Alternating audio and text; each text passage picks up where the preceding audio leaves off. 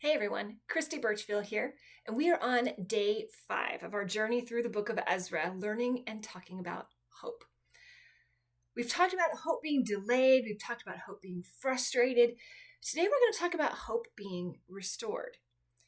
If you remember from our discussion yesterday, the work had stopped, right? The king had issued an order and the people felt required to stop. So they didn't do any more work, even though God had told them they should be rebuilding the temple. They stopped. We'll come to chapter 5. Several years have passed, and the prophets now have come and said, you need to get back to doing this. It's time to get busy. God gave you something to do. God gave you a command, a purpose, and you need to get busy doing it. So they do. They don't wait for another king edict to come down and say, yes, you can, or no, you can't. They recognize that God had told them to do this, and so they did. Well, guess what? The enemies come out of the woodwork again, of course, and start saying, no, this is terrible. You can't do this. But this time, they give a response back to their enemies. And the enemies, they write that response in the letter that they send to the king. Because they want to tell the king, hey, this has all started again.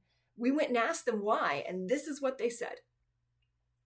They went back and listed God's command and also the previous king's command to follow through.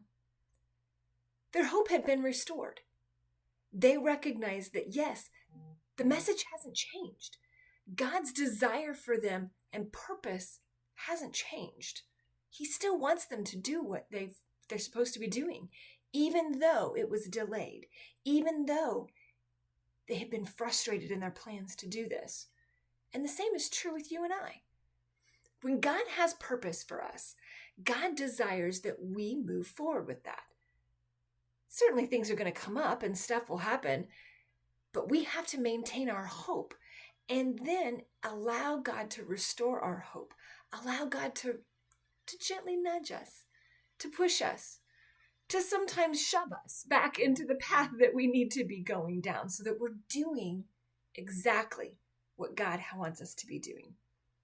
Has your hope been restored today? Has God reminded you why it is that He has you doing what He's called you to do? Get back in the game. Get back in the fight.